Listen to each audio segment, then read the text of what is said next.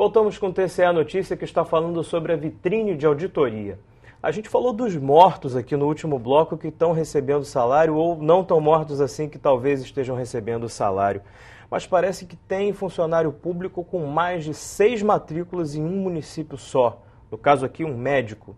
Isso chega a ocorrer? Bem, na verdade, não em um município só. Nós encontramos muitos casos de acumulação ilícita e chegamos a identificar casos de pessoas com 11 matrículas. 11 matrículas? 11 matrículas. Considerando que fizemos esse cruzamento com das diversas prefeituras e institutos de previdência, não podemos garantir que isso seja só 11. Então, muito provavelmente, tem pessoas com muito mais do que 11 matrículas. Mas a carga horária ultrapassa, por muitas vezes, até o horário útil, né, de trabalho, até não útil, até a semana inteira, né? Com certeza. Muito provavelmente essas pessoas não trabalham nesses lugares, ou então pedem que outras pessoas façam esse trabalho, batam o ponto, e a maioria dos casos se dá com o cargo ou de médico, que é o campeão efetivamente, ou o cargo de professor. Mas, no caso do cargo de médico, nós encontramos muitos casos de acumulação. Em municípios próximos, né, identificamos que existem casos de pessoas com cargos efetivos, ou contratados, ou comissionados, e aí nessa situação que é totalmente irregular, já que o máximo que eles podem acumular são 2 cargos de médico. Exatamente essa era a pergunta, né? O professor e o médico, ele tem o direito de acumular 2 cargos públicos, né? Sim. Em prefeituras diferentes, em municípios diferentes. Podem também acumular dentro do mesmo órgão, não há qualquer tipo de vedação com relação a isso. No caso do médico, ele pode acumular 2 cargos da área de saúde, então 2 cargos de médico, o fisioterapeuta, o enfermeiro. No caso do professor, ele pode acumular também, né, 2 cargos de professor, mas também há a possibilidade do professor acumular com outro cargo de técnico. Então, há essa variação aí. Existe alguma maneira de evitar esse tipo de caso?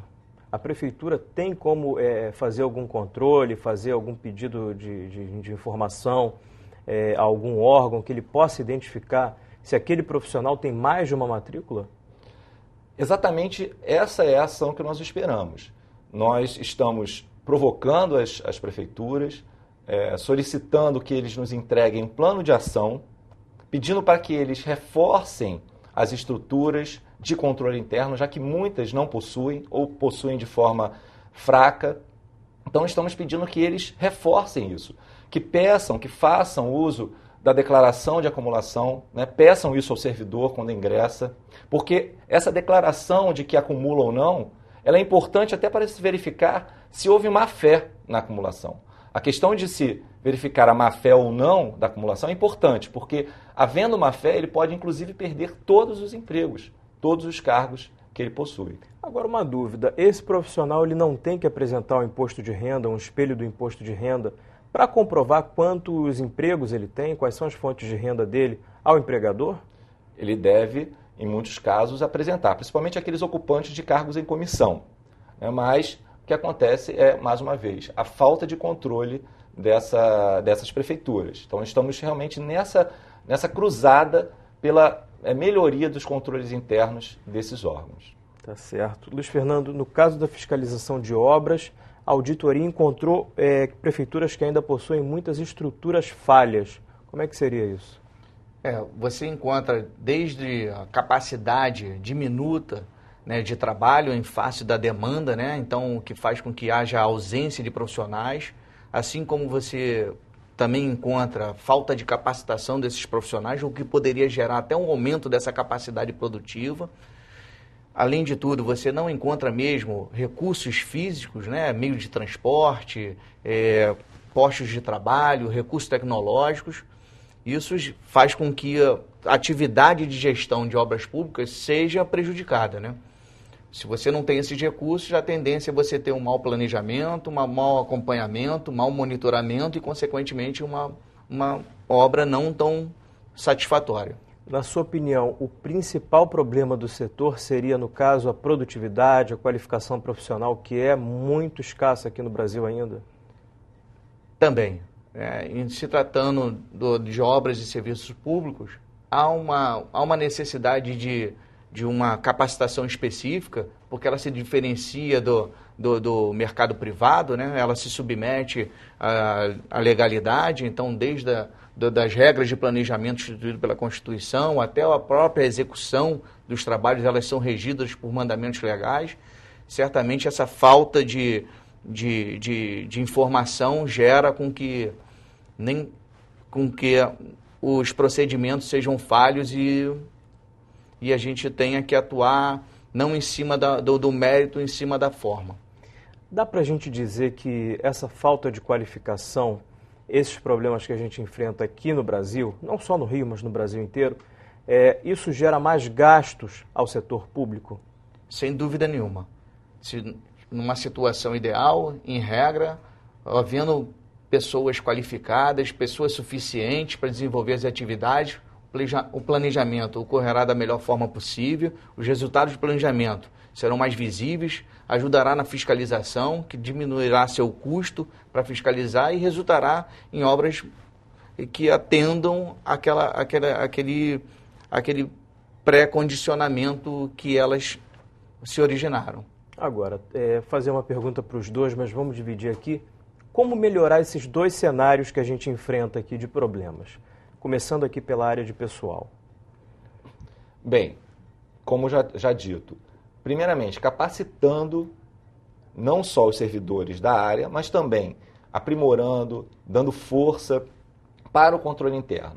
O controle interno ele tem que ter uma certa independência, né, do prefeito local, para que ele possa atuar de forma independente.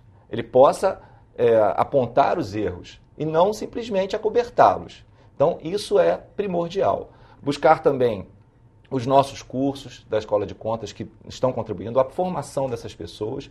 E, é claro, né, não se resume pura e simplesmente na falta de conhecimento técnico ou na falta de controle. É claro que, em alguns casos, também há má-fé. Isso é uma minoria. No nosso programa, isso foi uma minoria. Nesses casos, foi necessário que se notificasse, foi necessário tomar medidas mais drásticas. Mas, de uma forma geral, realmente é capacitando e dando força ao controle interno. Luiz Fernando, como é que você vê uma melhoria desse cenário no setor de obras? Sem dúvida nenhuma, a capacitação é um dos pontos. A outra é a própria estruturação da administração pública, né? Ela tem que ter nos seus quadros profissionais devidamente habilitados e capacitados, né, para realizarem as atividades. Creio que assim a gente possa melhorar em muito. O que se percebe pelos dados que a gente coletou é que a ausência desses recursos humanos e não humanos acarreta em diversas impropriedades ou falhas. Agora, nesse relatório que vocês fazem na vitrine de auditorias, isso é enviado para as prefeituras e é pedido que seja corrigido. Há um acompanhamento desses pedidos? Bem, na maioria dos casos, nós sugerimos que fosse enviado ao tribunal, é uma novidade, a adoção desse plano de ação. O que é um plano de ação? Nós solicitamos ao gestor que nos indique, que nos informe como eles vão sanear esse problema. Pode ser criando, né, editando uma lei para regulamentar aquela gratificação, por exemplo, que não tem base legal.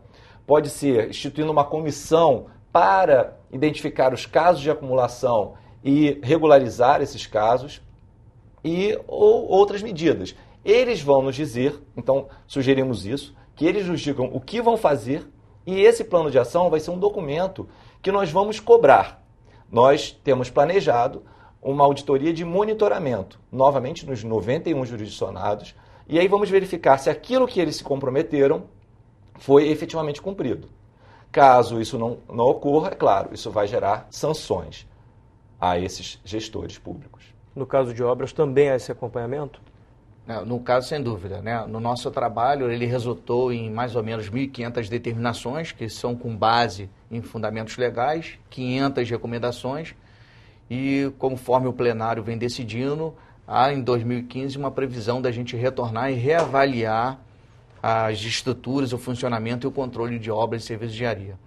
Nosso programa já está acabando, só que antes de mais nada, vitrine de auditoria, está disponível para a população? Todo mundo pode consultar? Pode consultar no site do tribunal, lá no cantinho direito embaixo, tem vitrine de auditoria e os trabalhos lá tem a divulgação de todos os resultados. Então tá certo. Então tá fácil para todo mundo acessar. Quero agradecer muito a presença dos dois aqui no nosso estúdio. E o TCE Notícia fica por aqui. Se você tiver dúvidas ou sugestões, envie um e-mail para a gente em faleconosco@tvalerj.tv. E se você quiser rever este programa, acesse www.tvalerj.tv. TV Alerj, o canal do Povo Fluminense. Até a próxima.